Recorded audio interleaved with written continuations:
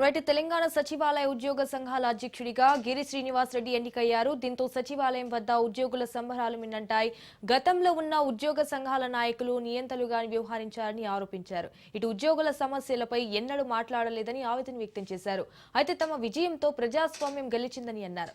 ఉద్యోగుల సమస్యల పరిష్కారానికి ఇప్పటి నుండే కార్యాచరణ ప్రారంభిస్తామని తెలిపారు. అయితే సచివాలయ ఉద్యోగుల సంఘం అధ్యక్షునిగా గెలుపొందిన శ్రీనివాస్ రెడ్డితో మా ప్రతినిధి రాజు ఫేస్ టు ఫేస్.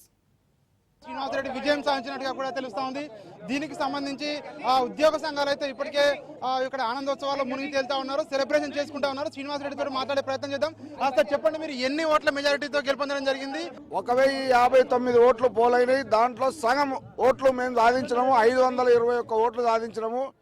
తద్వారా 276 ఓట్ల మెజారిటీతో ఘన విజయం సాధించినాము. ఈ విజయం మొత్తం మా సచివాలయ ఉద్యోగులకి అంకితము. వారి కృషి, వారు నన్ను ఓన్ చేసుకున్న తీరు వల్ల ఈరోజు ఈ విజయం ప్రాప్తమైంది. వాస్తవానికి నేను ఒక వ్యక్తిని, వాళ్ళు నన్ను ఒక శక్తిగా తయారు చేశారు. ఎందుకంటే జరిగిన తప్పులను సరిదిద్దేందుకు ఒక నాయకుడు కావాలని అనుకున్నారు. వాళ్ళే ఎంచుకున్నారు. వాళ్ళ మార్గంలోనే నేను నడిచిన తప్ప వాళ్ళకు నేను మార్గం ఏం చూపించలేదు.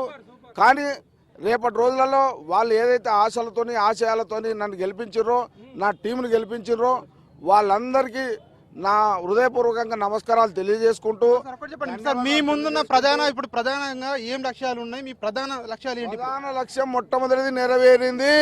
ప్రజాస్వామ్యమైన సంఘం కావాలని కోరుకున్నాము, అది ఈ రోజు నెరవేరింది. నియంతృత్వానికి అగనిస్ట్ గా పోరాడాలనుకున్నాము, అది నెరవేరింది. దానికి సంపూర్ణమైన మా ఉద్యోగుల మద్దతు లభించింది. ఇది నంబర్ 1. దాని తర్వాత మాకు సెక్రటేరియట్ లో బోలెడు సమస్యలు ఉన్నాయి. ఉద్యోగ సంఘాలకు సమస్యలు ఉన్నాయి, ఉద్యోగులకు సమస్యలు ఉన్నాయి. పిఆర్సీ రావాల్సి ఉంది, డిఎల్ రావాల్సి ఉన్నది, హెల్త్ కార్డ్స్ రావాల్సి ఉన్నది, మాకు అకామిడేషన్ సమస్య ఉన్నది, మా క్యాంటీన్ సమస్య ఉన్నది, మా డిస్పెన్సరీ సమస్య ఉన్నది. ఇలాంటి చాలా సమస్యలు ఉన్నాయి. ఒక్కొక్క సమస్య గౌరవ ముఖ్యమంత్రి గారిని 2 నెలల క్రితం మేము ఉద్యోగ సంఘాల నాయకునిగా నేను ఆ రోజు కలిసినప్పుడు మేము కొన్ని విషయాలు 54 డిమాండ్లు ఉన్నాయి. అందులో సచివాలయానికి సంబంధించిన డిమాండ్లు కూడా ఉన్నాయి. వాటికి సంబంధించిన దరఖాస్తు కూడా మేము ఎలక్టెడ్ సంఘం ఏదైతే ఉందో సీఎం గారి ముందు ఉంచడం జరుగుతుంది. సీఎం గారికి మనవి చేస్తూ, ఒక ఎలక్టెడ్ బాడీ లేకపోవడం వల్ల గత 10 సంవత్సరాల్లో మేము ఏ హక్కులు కోల్పోయినామో అవన్నీ సవివరంగా ప్రభుత్వానికి విన్నవిస్తాము. విన్నవించి ఒక ఎలక్టెడ్ బాడీ ఉంటే ఏ రకమైన గౌరవం దక్కుతుందో కూడా మేము చూపిస్తాము. మీరు కొన్ని హామీలు కూడా ఇవ్వడం జరిగింది, ఒక మేనిఫెస్టో కూడా ఇవ్వడం జరిగింది. అవన్నీ కూడా అమలు ఎప్పటి నుంచి ప్రారంభం కాబోతా ఉంది? ఈ క్షణం నుంచి స్టార్ట్. ఇవాళ ఆదివారము, రేపు మేము అధికారులను, తర్వాత కుదిరితే సీఎం గారిని, ఆయన అవైలబుల్ ఉంటే సీఎం గారిని లేదా మంత్రులను కలిసి మేము మా విషయాలను అన్ని ముందుంచుతాము. రాబోయే అతి కొద్ది రోజులలో చాలా విషయాల్లో స్పష్టత వస్తుందని మాకు నమ్మకం ఉన్నది. ఇంకొకటి, ఆ రోజు సీఎం గారితో జరిగిన మీటింగ్లో మాకు ఏం ఆశ్వాసం ఇచ్చారంటే, నాన్ ఫైనాన్షియల్ ఇష్యూస్ ఏవైనా ఉంటే ఆ నాన్ ఫైనాన్షియల్ ఇష్యూస్, బర్డన్ లేని ఇష్యూస్ ఈ మార్చి లోపల సార్ట్అవుట్ చేసుకోవడం. చాలా ఇష్యూస్ ఫైనాన్షియల్కి సంబంధించిన లేని ఇష్యూస్ ఉన్నాయి. అవి మార్చి లోపల అయ్యేటట్టు మేము ప్రభుత్వం మీద ఒత్తిడి తీసుకొస్తాము.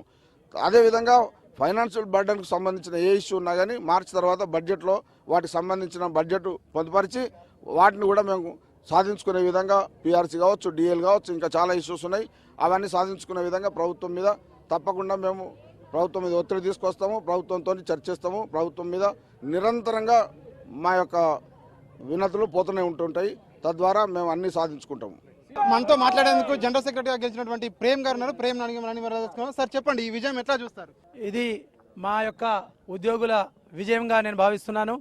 ముఖ్యంగా ఈ సచివాలయానికి గత 11 సంవత్సరాలుగా ఏదైతే ఒకే నియంతగా ఎవరైతే పరిపాలించారో, ఏ నియంత్రణకు వ్యతిరేకంగా ఉద్యోగులందరూ కూడా ఈరోజు మాకు మద్దతు పలికి మాకు ఈ ఘన విజయాన్ని సాధించి పెట్టడం జరిగింది.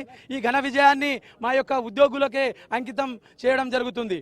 రాబోయే కాలంలో మేము ఏదైతే హామీలు ఇచ్చామో ప్రతి ఒక్క హామీ మా ప్రజా ప్రభుత్వంలో, మన రేవంత్ అన్న ప్రభుత్వంలో ఖచ్చితంగా రేవంత్ గారి ఆధ్వర్యంలో మేము ప్రభుత్వానికి ప్రతి ఒక్కటి కూడా విన్నవించుకొని మేము ఏదైతే హామీ ఇచ్చామో అది తీర్చడానికి నేను మా ప్రెసిడెంట్ గారితోటి, అదేవిధంగా ఏదైతే టీం ఉందో మేమందరం కూడా కలిసి, మేము సార్ గారిని కలిసి ఈ యొక్క ఉద్యోగుల యొక్క ప్రతి సమస్యలను కూడా తీర్చడానికి సిద్ధంగా ఉన్నాం. ఉద్యోగ సంఘాల ఎన్నికల్లో గెలుపొందినటువంటి అధ్యక్షుడిగా గెలుపొందిన శ్రీనివాసరెడ్డి కావచ్చు, జనరల్ సెక్రటరీగా గెలిచినటువంటి ప్రేమ్ కావచ్చు, వీళ్ళందరూ చెప్తా ఉన్నారు గతంలో నియంత పాలనలాగా కూడా ఉద్యోగ సంఘాలు ఎవరైతే గెలిచారో వాళ్ళు వ్యవహరించారో ఇవన్నీ కూడా ప్రస్తుతం ప్రజాస్వామ్యం ఇప్పుడు గెలిచింది అని చెప్పి కూడా చెప్తున్న పరిస్థితి కనిపిస్తా ఉంది. ఉద్యోగ సంఘాలకు సంబంధించినటువంటి సమస్యలు ఉన్నాయో అవన్నీ సమస్యల పరిష్కారానికి ఈ క్షణం నుంచే మేము పోరాటం చేస్తాము, ఖచ్చితంగా రాజీ లేని పోరాటం చేస్తాము, ఉద్యోగుల పక్షాన నిలబడతాము ఖచ్చితంగా అని చెప్పేసి కూడా చెప్తున్న ఉద్యోగ సంఘాల నేతలుగా గెలుపొందిన నాయకులు చెప్తున్న పరిస్థితి కనిపిస్తా ఉంది. కెమెరా పర్సన్ వరుణ్తో రాజు, రాజ్ న్యూస్, సెక్రటేరియట్.